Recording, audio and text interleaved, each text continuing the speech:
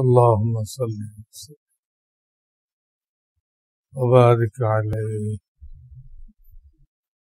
اللهم صل وسلم الحمد لله وكفى وسلام على عباده الذين اصطفى أما بعد فأعوذ بالله من الشيطان الرجيم بسم الله الرحمن الرحيم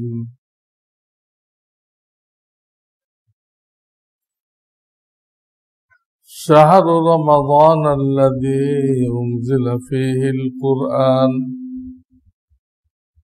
هدى وبينات من الهدى والفرقان فمن شهد منكم الشهر فليصم ومن كان مريضا أو على سفر فعدة من أيام أخر يريد الله بكم اليسر ولا يريد بكم العسر ولتكملوا العدة ولتكبروا الله على ما هداكم ولعلكم تشكرون وقال النبي صلى الله عليه وسلم في هذا الشهر وهو شهر المواساة أو كما قال النبي صلى الله عليه وسلم बुजुर्गान मोहतरम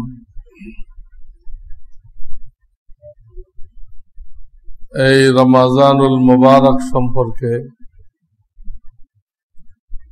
আল্লাহ রাব্বুল আলামিন কোরআনে কারীমের দ্বিতীয় পারায় বেশ কয়েকটা আয়াত নাযিল করেছেন 1.5 পৃষ্ঠা আয়াত নাযিল করেছেন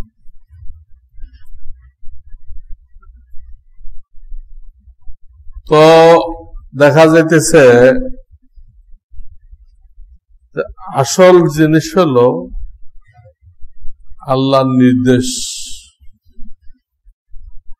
আল্লাহর নির্দেশটা হলো আসল নির্দেশ মানতে হবে নবীজি সাল্লাল্লাহু আলাইহি সাল্লামের তরিকায় এই কথাটা হলো আসল তা না হলে কখনো নামাজ পড়া ইবাদত কখনো না পড়া ইবাদত মকরু টাইম না পড়া ইবাদত আপনার সামনে এক অন্ধ লোক কুয়ায় পড়ে যেতেছে আর নামাজ পড়তে আছে এই নামাজ ইবাদত না আপনার জুতা চোরে লয়ে যেতেছে নামাজ পড়তে আছে তখন নামাজ ইবাদত না ওই জুতা হেফাজত করা ইবাদত কি বোঝা গেল আল্লাহর হুকুম কি এটা তালাশ করতে হবে নামাজের সাথে আল্লাহর হুকুম থাকলে ইবাদত হুকুম না থাকলে নামাজ ইবাদত রোজা ইবাদত কিন্তু বছরের 5 দিন রোজা রাখা হারাম। রোজা রাখা কি? 2 ঈদের 2 দিন আর কুরবানির ঈদের পরে আরো 3 দিন হারাম। এটাও তো রোজা, হারাম হয়ে গেল কেন? ওই রোজার পিছনে আল্লাহর হুকুম নেই। এইভাবে প্রত্যেকটা জিনিস, হজ করা ইবাদত, আপনি এখন যান হজে, গুনাহ হবে। এখন লাব্বাইক পড়েন, বাইতুল্লাহ দেয়, গুনাহ হবে। এখন আল্লাহর নির্দেশ নেই, আল্লাহর নির্দেশ হবে সেই জিলহজ মাসে। ঠিক আমরা খানা পিনা করি, কখনো খাওয়াটা আল্লাহর নির্দেশ, কখনো না খাওয়া আল্লাহর নির্দেশ। এই দিনের বেলা খাওয়া পান করা, বিবির সোহবতে যাওয়া, এসব হালাল, কিন্তু এই রমজানের দিনে হারাম, নিষেধ।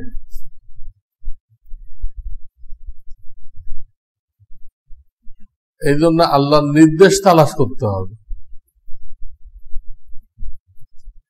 সাহারি খাওয়া আল্লাহর হুকুম কখন? হাদিস দেখলে পাওয়া যায়, নবীজি শেষ রাত্রে সুবহে সাদেকের কিছু আগে সাহারি খাইতেন। সুবহে সাদেক মানে ফজর রক্ত শুরু হবে, তার কিছু আগে সাহারি খাইতেন। সাহারি শেষ করার পরে 10 মিনিটের মধ্যে ফজরের জামাত শুরু হয়েছে। সাহারি শেষ করা আর ফজরের জামাত শুরু করা, ওখানে আছে 50 আয়াত। তো 50 আয়াত আমরা পড়ে দেখছি 10 মিনিট হয়।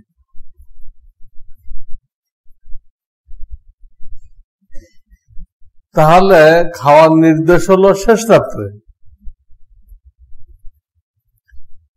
আপনি খাইলেন রাত 12টায়, এই খাওয়ার সাথে আল্লাহর নির্দেশ নেই। এই সাহারিতে বরকত পাইবেন না, কোনো বরকত নেই, কারণ আল্লাহর নির্দেশ নেই। দ্বিতীয়ত, আপনি নিজের মর্জি মতো, বুঝ মতো রোজাকে দীর্ঘায়িত করে দিলেন। আল্লাহ রোজাকে যতটুকু লম্বা করতে হয়েছে আরো কয়েক ঘন্টা লম্বা করে দিলেন। আগে আগে সাহারি খাওয়া অনেকের বদভ্যাস আছে, এটা গলত তরিকা। ওই সময় খাওয়া আল্লাহর হুকুম নেই। তেমনি ভাবে বেলা ডুবে গেছে, যেখানে দেখা যায়, শহরে তো মুশকিল, যারা শহরের বাইরে তারা চাক্ষুষ দেখতে পারে যে বেলা ডুবে গেল। আল্লাহর নির্দেশ খাও, আল্লাহর নির্দেশ। এখন আর খাইতে দেরি করো না, তখন যে খাইতে দেরি করবে গুনাহ হবে, মাকরুহ হবে। দেরি কেন করলো? মাকরুহ হবে। আল্লাহ মানুষকে দুর্বল করে পয়দা করছে, খুলিকাল ইনসানু যায়ীফা। আপনি যে দেরি করে ইফতার করলেন এর অর্থ এই দাঁড়ায় আমি দুর্বল না, আমি সাংঘাতিক শক্তিশালী। আল্লাহ কইতেছে দুর্বল আর আপনি কইতেছেন শক্তিশালী। আল্লাহর সাথে মোকাবেলা করা হলো, মাকরু হয়ে যাবে। এই জন্য রোগ ব্যাধি হলে, কষ্ট পাইলে আহ করা এটা ইবাদত। আর একদম দাঁত কামড়ায় কিচ্ছু প্রকাশ করলাম না, একদম শক্ত বাহাদুরের মতো, আমার কোনো কষ্ট নেই, এটা আল্লাহ চায় না, এটা আল্লাহ তাআলা চান না। তোমাকে দুর্বল পয়দা করা হয়েছে, তুমি সেটা প্রকাশ করো, সেটা লুকানোর দরকার নেই। তো বলতেছিলাম বেলা ডোবার পরে ইফতার খাইতে দেরি করা নিষেধ, সাথে সাথে ইফতার করতে হবে। আবার ডোবার 1 মিনিট আগে, বেলা পুরা ডুবতে 1 মিনিট বাকি, পুরা ডুবতে হবে তো গোল ইটা, অল্প একটু ডুবলে তো হবে না, পুরা ডুবতে হবে, 1 মিনিট বাকি। তখন একটা বুট আপনি খাইলেন, এই সময় খাওয়ার নির্দেশ নেই, তখন খাইলেন, কি হলো? রোজা ভেঙে গেল, গুনাহগার হইলেন। 2, 3 এই রোজার কাজা রাখতে হবে। 4 এই রোজার কাফারা দিতে হবে। একটানা 60টা রোজা, 1 মিনিট আগে খাওয়ার ধরুন কয়টা শাস্তি হলো? এই 4টা শাস্তি হলো। রোজাও ভেঙে গেল, গুনাহগার হইল, এটার কাজাও রাখতে হবে, আর 60টা কাফারা দিতে হবে। একটা না, 1 মিনিট আগে খাইছে, বেশি আগে না, খেয়ে এই 60টা মিল হয়েছে। কেন? আল্লাহর হুকুম হয় নাই। মূল জিনিস হলো আল্লাহর হুকুম, কোন জায়গায় কি হুকুম এটা জানতে হবে, ওই জায়গায় ওটাই করতে হবে। কখনো খাওয়া হুকুম, কখনো না খাওয়া হুকুম।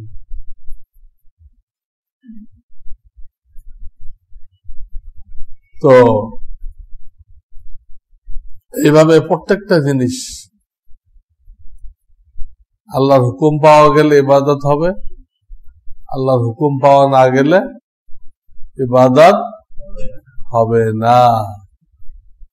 চাই দেখতে বিরাট ইবাদত দেখা গেল, এই যারা ওরস পালন করে, জশ্নে জুলুসে ঈদে মিলাদুন্নবী, কত লোক টুপি মাথা দিয়েছে, মনে হয় বিশাল ইবাদত, অথচ বিশাল গুনাহ, বিশাল গুনাহ। এখানে আল্লাহর হুকুম নেই, এই কথাটা সবসময় মনে রাখতে হবে যে আমি যে কাজটা করতেছি এর পিছনে আল্লাহর হুকুম আছে কিনা, এবং সেটা নবীজির তরিকা কি, এটা আমাদের জানতে হবে। এটার নাম ইলম।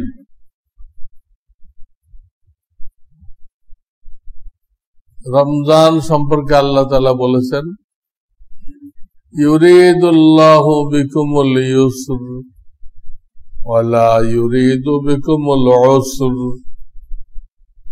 এই রোজার মাধ্যমে আল্লাহ তোমাদের উপরে আসানি করতে চায়,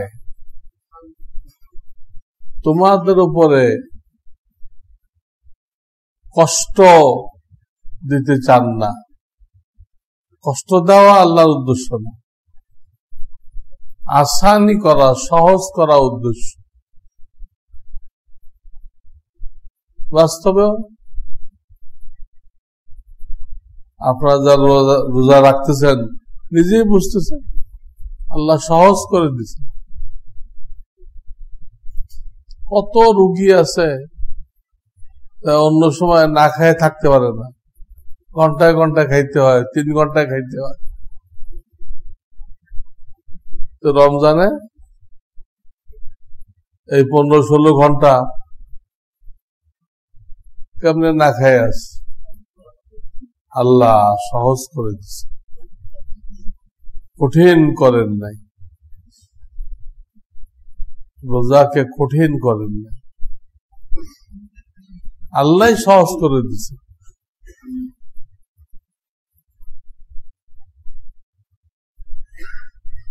এর আখিরাতের ফায়দা অনেক বেশি,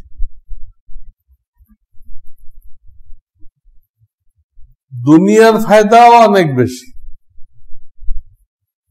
এই জন্য এখন অমুসলিমরাও রোজা শুরু করে দিচ্ছে। তারা আখিরাতে পাবে না, দুনিয়াতে লাভটা পাবে। রোজার দুনিয়াবি ফায়দা দেখে অমুসলিমরাও রোজা রাখতেছে, দাড়ি রাখতেছে।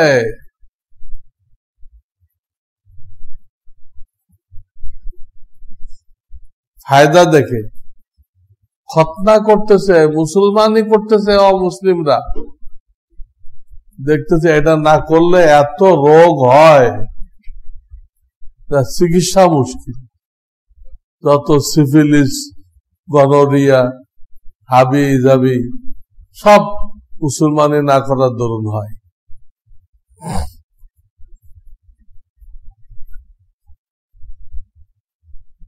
রোজার দুনিয়াবি বড় ফায়দা হলো যে আপনার পাকস্থলী রেস্ট পাইল, পুরা তাজা হয়ে গেল। আমরা সারাদিন ক্লান্ত হয়ে পড়ি, এই ক্লান্তি দূর করার জন্য আল্লাহ রাখছেন রাত্রের ঘুম। রাত্রের ঘুম এতে ঘুমাইতে দিই, সকালে কোনো ক্লান্তি নেই, একদম ফ্রেশ তাজা। কিন্তু এই ঘুমটা বেশি দেরি করলে আর হবে না।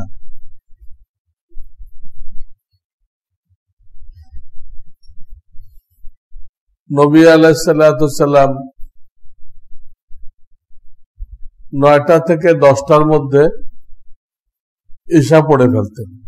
9টা থেকে 10টা, ঈশার পরে কিচ্ছু করতেন না, শুয়ে যেতেন। ঈশার পরে শুয়ে যেতেন। আমাদের মতো 7:30টায় 8টায় ঈশা পড়তেন না, একটু দেরি করে। ঈশার পরে কোনো কাজ রাখতেন না, কারণ ওই সময় কিন্তু শরীর থেকে একটা জিনিস বের হয়ে পুরা শরীরটাকে একদম তাজা করে দেয়, পরিষ্কার করে দেয়। কিন্তু আমাদের বদভ্যাস, টেলিভিশন দেখতে দেখতে রাত 2টা-3টা দিয়ে আমরা ঘুমাবো। তো শরীর থেকে যেটা পদার্থ বের হয় সমস্ত ক্লান্তি শ্রান্তি দূর করে দেয়, ওরা তো পার হয়ে গেছে।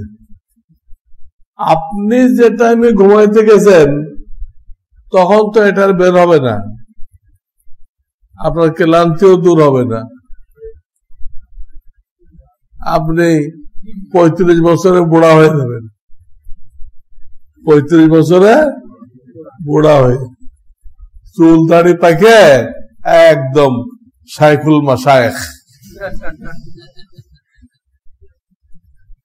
এই জন্য দেরি করে ঘুমানো সফরে কখনো হয় সেটা ভিন্ন কথা,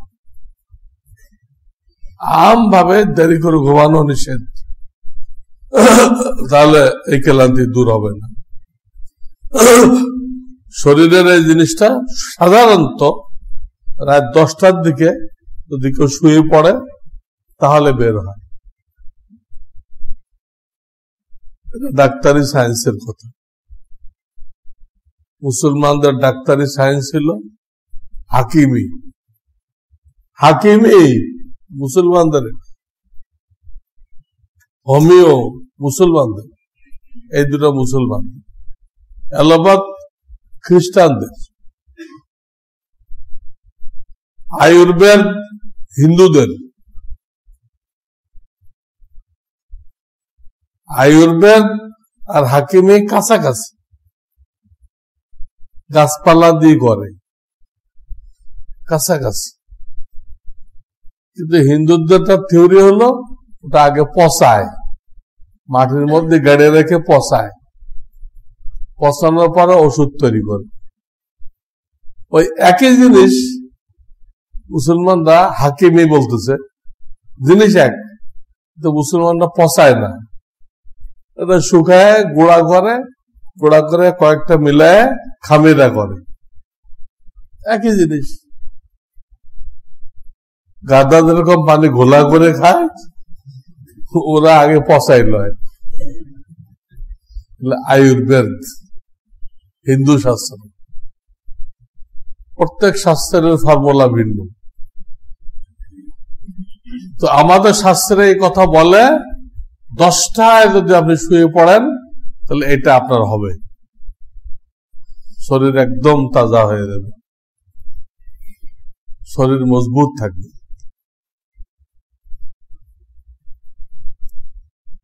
তো একটা লাভ রোজার এই ঘুমাইলে যেরকম শরীর তাজা হয়, রোজা রাখলে স্টমাক, পাকস্থলী, এটা তাজা হয়ে যায়।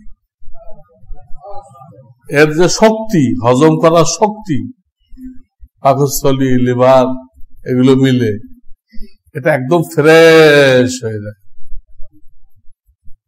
একদম ফ্রেশ হয়ে যায়, পেটের সমস্যা দূর হয়ে যায়। একটা ফায়দা, বিরাট ফায়দা। এছাড়াও ডাক্তাররা আরো অনেক ফায়দা আবিষ্কার করছে, যেমন অনেকখানে অবাঞ্ছিত চর্বি থাকে, অবাঞ্ছিত চর্বি যা দরকার নেই, এদের না খেয়ে থাকে, তখন শরীরটা টিকে থাকতে তো ইনসুলিন দরকার, ইনসুলিন তো নেই, তো ওই চর্বিগুলো টানতে থাকে। যেখানে যা অবাঞ্ছিত চর্বি আছে এইগুলো সব পাকস্থলী টানতে থাকে, এতে আপনার বডিকে পিওর করে দেয়, হ্যাঁ, চর্বি মুক্ত করে দেয়। এই গবেষণার পরে একজন ডাক্তার তো নোবেল পুরস্কার পেয়েছে, নোবেল পুরস্কার এটুকুর উপর। সে মুসলমান না, কিন্তু গবেষণা করে এটা বের করছে। এই জন্য আল্লাহ বলতেছেন, আল্লাহ তোমাদের সাথে আসানি করতে চান, কঠোরতা করতে চান না।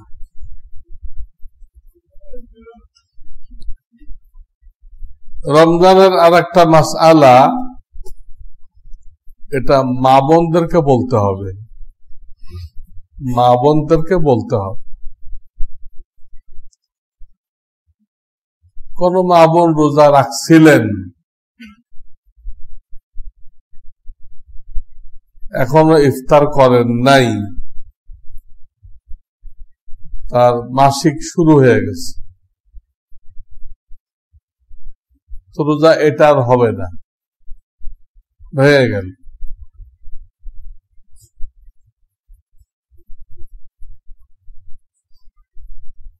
ভেঙে গেল, কিন্তু বাকি দিন সে খাবে না এটা প্রায় লোকের প্যাঁচ লেগে যায়।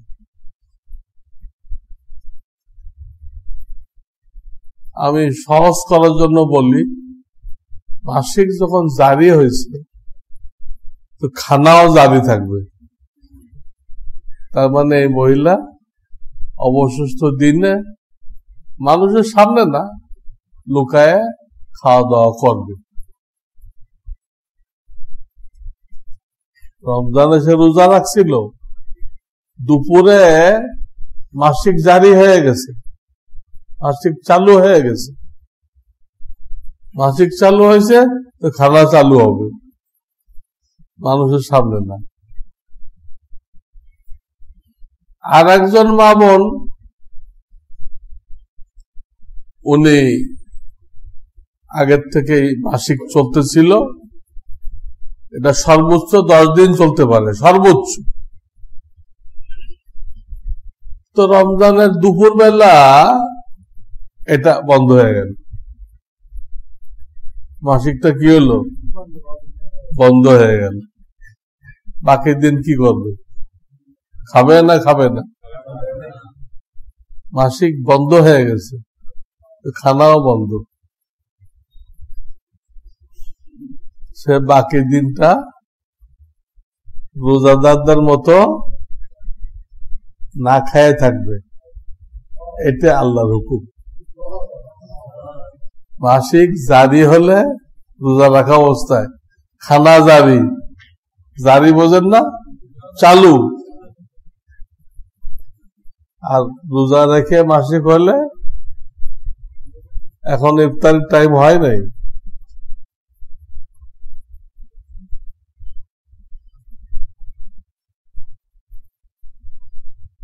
রোজা ভেঙে গেল। মাসিক যেহেতু চালু হয়েছে, জারি হয়েছে, জারি হলে তো খানা জারি। আর একজন আগের থেকেই তার মাসিক চলতেছিল, এখন বন্ধ হয়ে গেছে 12টা-1টার দিকে, মাসিক বন্ধ হয়ে গেছে, তো অবশিষ্ট দিন তার খানাও বন্ধ হয়ে গেছে। সে মানুষের সামনে হোক আর লুকায়ে হোক খাইতে পারবে না খেয়ে থাকতে হবে। আমি সহজ করার জন্য এইভাবে বললাম, মাসিক জারি হলে খানা জারি, মাসিক বন্ধ হয়ে গেলে খানা বন্ধ। বোঝার সুবিধার্থে আমি এইভাবে প্রকাশ করলাম, তা আপনারা বুঝায় কইতে পারেন। তাই কত লোক প্যাঁচ লাগাই দেবে আল্লাহ জানে। অনেক মশলা এরকম হয়, আমি একটা কই, পরে আমার কাছে আসে, ওটা ঘুরে আবার, আপনি নাকি এই মশলা দিচ্ছেন, না তো, বুঝিয়ে দিয়ে কোন লোক উল্টা করছে, আমার কথা বোঝে নাই, হ্যাঁ উল্টা বুঝছে। আমি তো বুঝাই বললাম, এইভাবে করতে হবে, আর একভাবে বলেন তাহলে হবে না। আর একটা মশলা, যত আসমানি কিতাব, জাবুর, তাওরাত, ইনজিল, কোরআন, সব রমজান মাসে নাযিল হয়েছে। সমস্ত আসমানি কিতাব রমজান মাসে নাযিল হয়েছে। এই জন্য এই মাসকে কোরআনের মাস বলা হয়, কোরআনের মাস। তেলাওয়াত বাড়াইতে হবে। কেমনে বাড়াইবেন? প্রত্যেকে চিন্তা করতে হবে যে আমার কোন কাজগুলো বাদ দিলে চলে, আমি সারাদিন যা যা করি এর মধ্যে থেকে কোনটা বাদ দিলে ক্ষতি হবে না, বা রোজার পরের মাসও করা যাবে। এইরকম কিছু কাজ আপনি বের করতে পারবেন, এগুলো বের করেন, তাহলে ওই কাজগুলো করা লাগলো না। এখন ওই জায়গায় কি করেন? কোরআন তেলাওয়াত করেন, না তেলাওয়াত শোনেন, না কোরআন খুলে ওইদিক চায়ে থাকেন। এটাও ইবাদত, আল্লাহর কালাম দেখাও ইবাদত। শাইখুল হাদিস মাওলানা শাব্বির আহমদ উসমানী, যিনি দারুল উলুম দেওবন্দের মুহাদ্দিস ছিলেন, তিনি এক ঘটনা শুনাইছেন। এক আল্লাহর ওলির কাছে ইলহাম হয়েছে, ইলহাম, তুমি অমুক গ্রামে যাও, ওখানে আমার একজন ওলির মৃত্যু হয়ে গেছে, তার জানাজায় শরীক হও। উনি চলে গেছেন। উনি মনে করছেন এটা বের করতে তো কোনো কষ্ট হবে না, আল্লাহর ওলি মারা গেছে তো অনেক লোকজন আসবে, বড় কোনো ব্যক্তিত্ব মারা গেলে অনেক লোক আসে না। কিন্তু ওই গ্রামে দেয় কোনো তোড়জোড় দেখতে পেলেন না, কোন লোকজনের সমাগম দেখতে পেলেন। পরেশান হইলেন, এই গ্রামে আল্লাহর ওলি মারা গেছে। পরে লোকজনকে জিজ্ঞাসা করলেন, ভাই এই গ্রামে কেউ মারা গেছে? অমুক একটা লোক মারা গেছে, কোন পরিচিত না, অখ্যাত। যাই হোক, উনি তার জানা যায় শরীক হইলেন। জানাজা পড়ার পরে তার বাড়িতে আসলেন।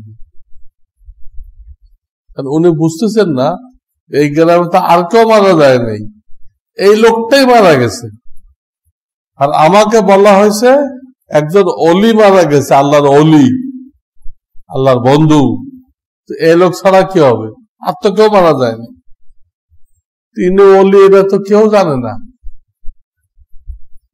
কেউ এনাকে আল্লাহর অলি মনে করতেছে না। অলি হলো কেমনে? তো তার বাড়িতে গেলেন, তার বিবিকে জিজ্ঞাসা করলেন, তোমার স্বামী কি করত? ওই জামানায় শিক্ষা দীক্ষার এতটা ব্যবস্থা ছিল না। এই নুরানি পদ্ধতি, কত পদ্ধতি বেড়েছে, নাদিয়া পদ্ধতি, বৈজ্ঞানিক পদ্ধতি, কত রকম পদ্ধতি বের করছে, কিচ্ছু ছিল না, শিক্ষা কঠিন ছিল। তার বিবি বলল, আমার স্বামী, তার বিশেষ গুণ তো আমি একটাই জানি, আর সব তো সাধারণ মুসাল্লিদের মতো। সে বিশেষ গুণটা কি? উনি প্রত্যেক দিন তাকের থেকে কোরআন শরীফ নামাইতেন, নামায় গিলাপ থেকে বের করতেন। গিলাপ বোঝেন না, আলগা কাপড়টা, চুজদান, ওখান থেকে বের করতেন। বের করে উনি তেলাওয়াত করতে পারতেন না, তেলাওয়াত জানতেন না। উনি ওখান থেকে আঙ্গুল ঘুরাইতেন আর বলতেন, এটা আমার আল্লাহর কালাম, এটা আমার আল্লাহর কালাম, এটা আমার আল্লাহর কালাম, এটা আমার আল্লাহর কালাম। এই অনেকক্ষণ ধরে লাইনে লাইনে আঙ্গুল বুলাইতেন আর এই কইতেন, আমার আল্লাহর কালাম। তারপরে বুকে মুখে লাগায় চুমা খেয়ে আবার গেলাফের মধ্যে ভরে রেখে দিতেন। এই দেখছি ওনার বিশেষ আমল হলো এইটা। তখন এই লোক বুঝতে পারলো যে এই লোকটা কোরআনের আশেক ছিল, কোরআনের আশেক ছিল। এই আশেক থাকার দরুন আল্লাহ তাকে কি বানাই দিছে? ওলি বানাই দিছে, ওলি বানাই দিছে। এই জন্য এই মাস কোরআনের মাস। আমি গত জুমায় বলছি, যদি কোনো ট্রেনিং শুরু করা যায়, লোকেরা আলিফ বা তাসা শিখুক। ইসলামে শেখার কোনো বয়স নেই, মৃত্যুর আগ পর্যন্ত শিখতে পারেন। সাহাবায়ে কেরাম বুড়া বয়সে শিখছেন, তারা সাহাবী হয়েছে বুড়া বয়সে, তো শিখবে কখন? বুড়া বয়সে শিখছে, কোনো বয়স নেই, কোনো লজ্জা করার দরকার নেই। আল্লাহ একখানা কিতাব নাযিল করছে, এর 5টা সূরা সহি করে পড়তে পারা ফরজে আইন, আর পুরা কোরআন পড়তে পারা ফরজে কিফায়া। সূরা ফাতিহা সহ 5টা সূরা ফরজে আইন, এটুক না হলে নামাজ পড়বেন কেমনে? আর নামাজে উল্টা পাল্টা পড়লে নামাজ নষ্ট হয়ে যায়, নামাজ ভেঙে যায়। এই জন্য এই মাসে আমরা কোরআন তেলাওয়াতের জন্য সময় বের করি, কিছু কাজ আগপাস করি, রোজার আগে করি না রোজার পরে করি, করে একটা ফাঁক সৃষ্টি করি, গ্যাপ সৃষ্টি করি আল্লাহর কালাম তেলাওয়াত করার জন্য। কোন আলেমের সাথে যোগাযোগ করি, তোর আপনি আমাকে এক এক আয়াত শিখাই দিবেন। একটা ফিকির থাকতে হবে, একটা ফিকির, চিন্তা চেতনা থাকতে হবে। আমি আল্লাহর কালাম সহি শুদ্ধ করে পড়বো, রমজানের তেলাওয়াত বাড়াইবো, রমজানে কয়েক খতম দিব, এরকম একটা ফিকির। আমাদের দ্বারা বুজুর্গানা দিন চলে গেছে, তাদের স্ত্রী মেয়ে, তাদের ইতিহাস দেখা যায়, তারা সাংসারিক সব কাজ করতেন, আবার রমজানে 8-10 খতম কোরআন শরীফ পড়তেন। কেমনে? কথার কথা ইফতারি বানাই দিছে, ইফতারি তো হাত দিয়ে বানাই দিছে, মুখে তেলাওয়াত দাঁড়িয়ে আছে। ওনাদের মেয়েরা বিবিরা সব হাফেজে কোরআন, মেয়েরা বিবিরা সব কি হাফেজে কোরআন, কোরআনের হাফেজ, তেলাওয়াত চালু আছে, হাতে কাজ করতেছে, মুখে তেলাওয়াত কি আছে চালু আছে। এইভাবে এতগুলো খতম তাদের হইত। আল্লাহ আমাদেরকে তৌফিক দান করে। এই মাসে যে ব্যক্তি অসুস্থ অথবা যে ব্যক্তি সফরে আছে, এদের জন্য আল্লাহ তাআলা ছাড় দিচ্ছেন যে এই মুহূর্তে তোমাকে রোজা রাখা লাগবে না। কঠিন অসুস্থ, হালকা পাতলা কিছু হলে তো আর রোজা বাদ দেওয়ার দরকার নেই। কঠিন অসুস্থ, বা সে সফরে আছে, তো সে রোজা ছাড়তে পারবে। সফরের মধ্যে একটু ব্যাখ্যা আছে। যদি এটা কষ্টকর সফর হয়, যেরকম তবলিগ জামাত আছে না, একটা পায়দল চলে, পুরো গাড়িতে চলে না, তবলিগ জামাতের একটা সিস্টেম আছে পায়দল। চতুর্দিক দিয়ে, পূব দিক দিয়ে একটা আসবে, উত্তর দিক দিয়ে একটা আসবে, দক্ষিণ দিক দিয়ে একটা আসবে, আবার জায়গায় জায়গায় ইস্তেমা করবে, তারা পায়দল।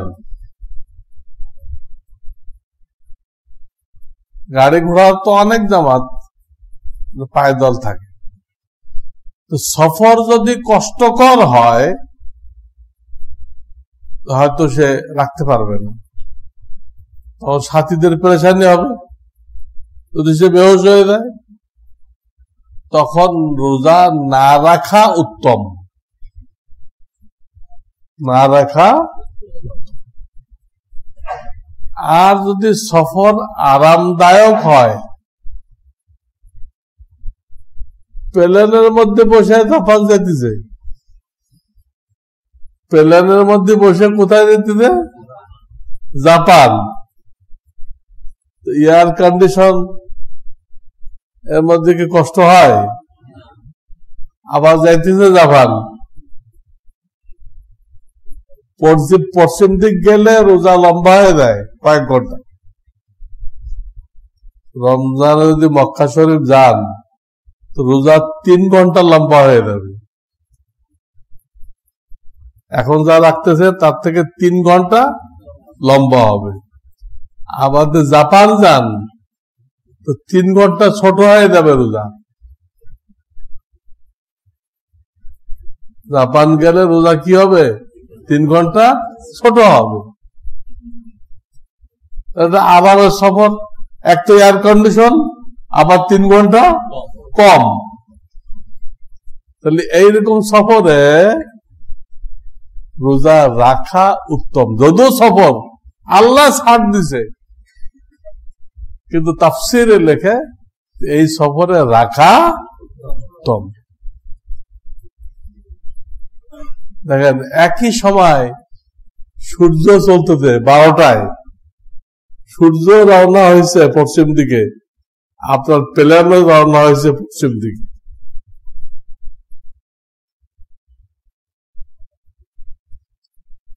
তো মক্কা শরীফ যাইতে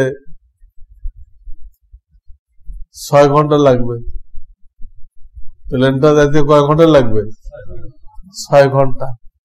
ছোট প্লেন হলে 7 ঘন্টা।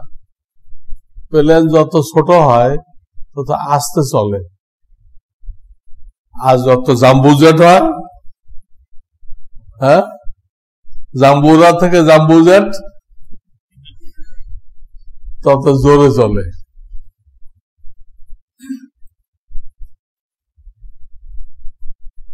তো 3 ঘন্টা বেশ কম হলো, মানে একসাথে রওনা করে সূর্য চলে গেছে, প্লেন যাইতে পারে না।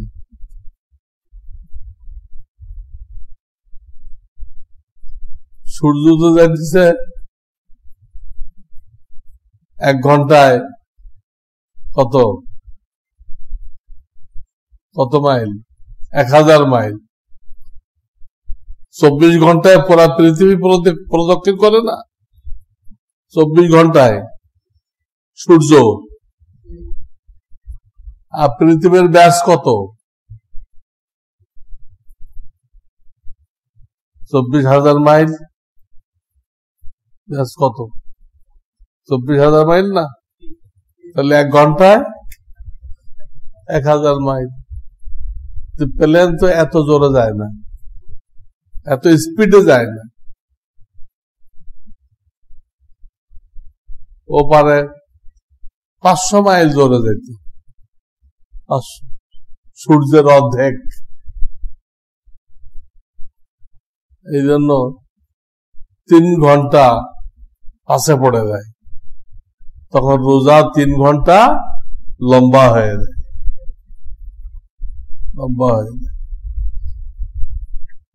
যাই হোক, আরামদায়ক সফরে রোজা রাখা উত্তম। তো ভাঙলে ভাঙতে পারে। কষ্টের সফরে রোজা না রাখা উত্তম, না রাখা উত্তম। তবে এটা মনে করে রাখেন যে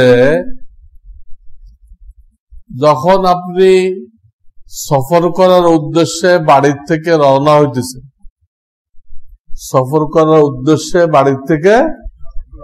হইতেছেন, রওনা হওয়ার পরে আপনার গ্রাম পার হওয়ার পরে বা শহর পার হওয়ার পরে আপনি মুসাফির হবেন। বাড়ির থেকেও মুসাফির হয় না। প্লেন যখন জমিন থেকে উপরে ওঠে তখন মুসাফির হয়। লঞ্চ যখন ঘাটেতে ছেড়ে দেয় সদরঘাট থেকে, তো মুসাফির হয়। তো বাড়ির থেকে যখন রওনা করবেন ওই দিন কিন্তু আপনাকে রোজা রাখতে হবে। এটা ভাববেন না মুসাফিরের তো না রাখার অনুমতি আছে, আমি তো মুসাফির হইতে যাচ্ছি, আমারও না রাখার অনুমতি আছে। না, বাড়ির থেকে বের হওয়ার দিন আপনাকে অবশ্যই রাখতে হবে।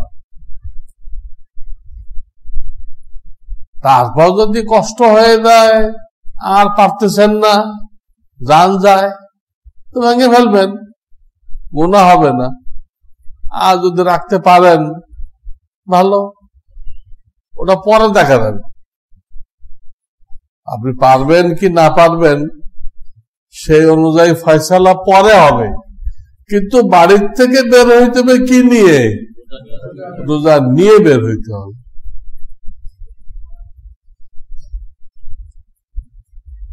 এখন এই যে রোজাগুলো বাদ গেল সফরে অসুস্থতার কারণে, ফিরে আসার পরে, সফর থেকে ফিরে আসার পরে বা সুস্থ হওয়ার পরে কয়টা কাজা রাখবেন? বাদ গেছে তো ধরেন 1 মাস, কথার কথা, কাজা রাখবেন কয়টা? আল্লাহ কোরআনে বলছেন, ফামান কানা মিনকুম মারিদান আও আলা সাফারিন ফাইদ্দাতুম মিন আইয়ামিন উখার। এই আয়াত দ্বারা বোঝা যাচ্ছে যে আপনি সুস্থ হওয়ার পরে যে কয়দিন বাঁচবেন ওই কটার কাজে আসবে।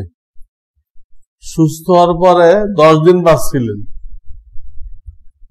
তো 10টা কাজা করবেন বা কাফারা দিতে হবে। বা সফর থেকে আসার পরে 10 দিন বাঁচছিলেন, তো 10টা রোজা আপনার দায়িত্বে আসবে। আপনি কাজা করছেন কিন্তু পুরো 1 মাস, আপনার বাদ গেছে কত? পুরা 1 মাস, কিন্তু পুরো 1 মাস আপনার দায়িত্বে আসতেছে না।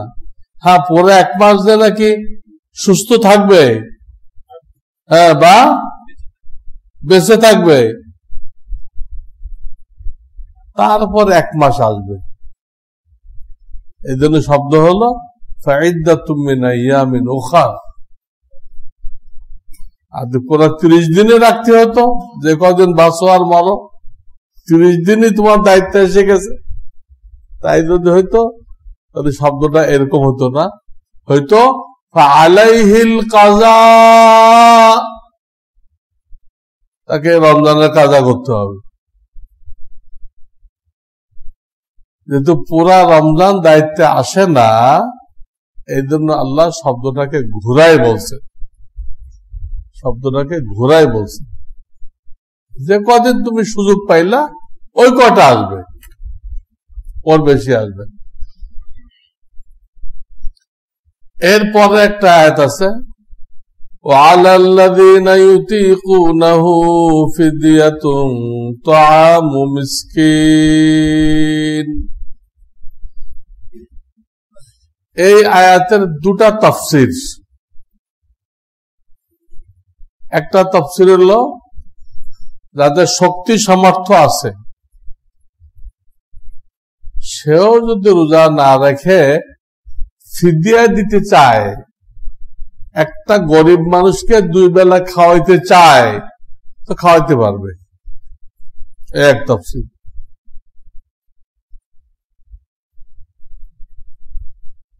আর একটা তাফসীর হলো যার শক্তি নেই,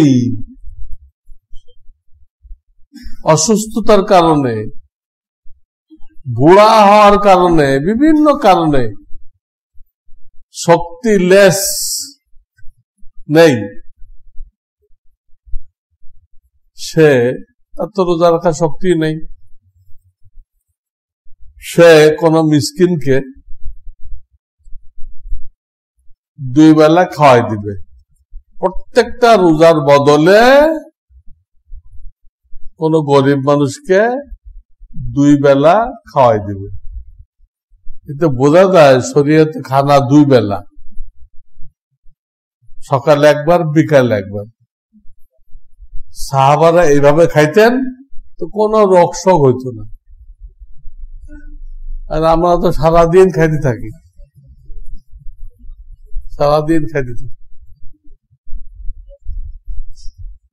এতে আমাদের পাকস্থলী, আমাদের লিভার, এগুলো কোনো যোগ বিয়োগ মিলাইতে পারে না, হজম করবে না না করবে। ওদের একটা হিসাব আছে তো, আল্লাহ একটা হিসাব মতো তৈরি করছে। এতবার খাওয়ার কারণে ও দিশেহারা হয়ে যায়, পরে পেট নষ্ট হয়।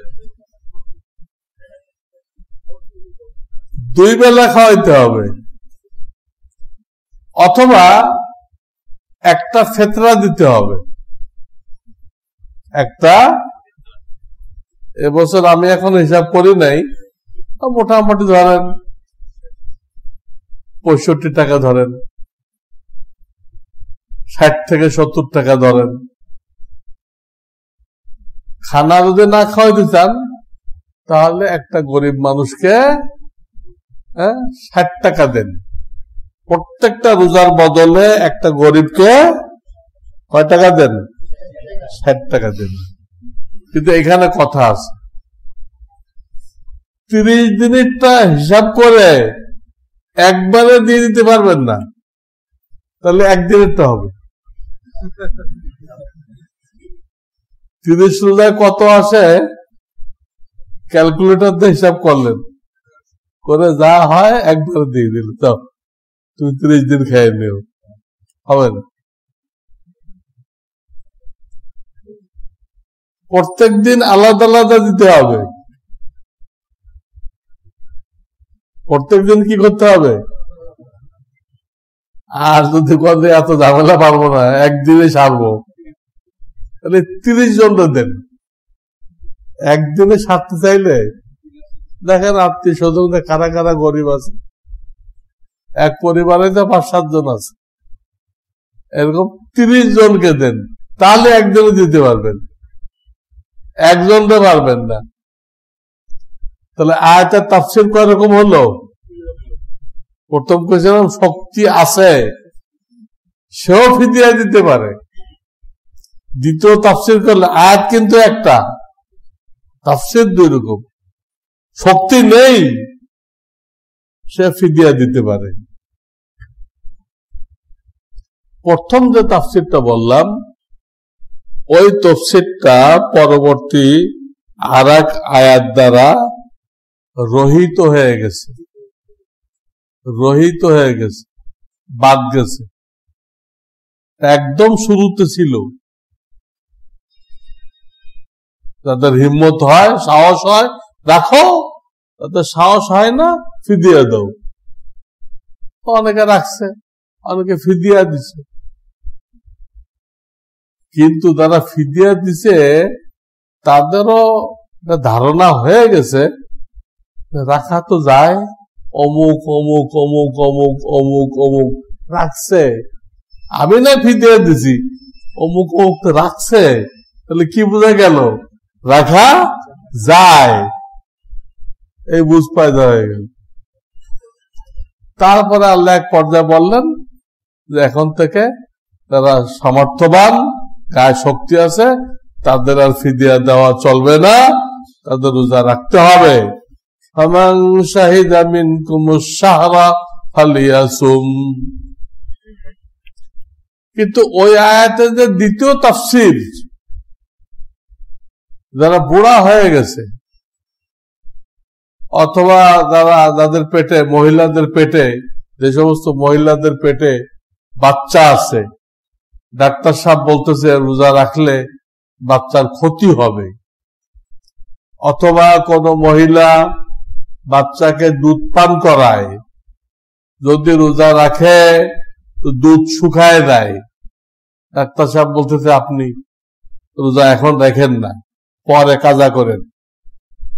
এই ধরনের সমস্যা যাদের আছে, বুড়া হয়ে গেছে, পেটে বাচ্চা, দুধ খাওয়ায়, এই টাইপের যারা আছে, তাদের যে ফিদিয়া দেওয়ার মশলা, যেটা দ্বিতীয় তাফসীর ছিল, খেয়াল করছেন না? ওই তাফসীর যদি ধরেন তাহলে ওটা এখনো বহাল আছে, কিয়ামত তাক বহাল থাকবে, ওটা পরিবর্তন হবে না, ওটা পরিবর্তন হবে না। এখনো আপনাদের অনেকের বাপ দাদা থাকতে পারে, খুব দুর্বল হয়ে গেছে, রোজা রাখার শক্তি নেই, তো তার পক্ষ থেকে ডেলি কোন গরিব মানুষকে একটা ফেতরা দিয়ে দিবেন, বা কোন তালেব ইলমকে, কোন মুয়াজ্জিন সাহেবকে ক্লোজিং রাখবেন, রেখে 2 বেলা খাওয়াই দিবেন, সন্ধ্যা রাত্রে 1 বেলা আর সাহারিতে আর 1 বেলা খাওয়াই দিবেন। তাহলে ওই বুড়া রোজা কি হয়ে গেল? আদায় হয়ে গেল। এই মোটামুটি কয়েকটা মাসআলা বলা হলো, এটা আজকের আলোচ্য বিষয় ছিল। আল্লাহ তাআলা এগুলো আমাদের বুঝবার, অন্য ভাইয়ের কাছে পৌঁছানোর, এলেমের উদ্দেশ্য এটাই, বুঝা, আমল করা, পৌঁছানো, এই 3টা। এলেম শেখো, আমল করো, অন্য ভাইকে বলো। আল্লাহ আমাদেরকে তৌফিক দান করেন। ওয়া আখিরু দাওয়ানা আনিল হামদুলিল্লাহি রাব্বিল আলামিন।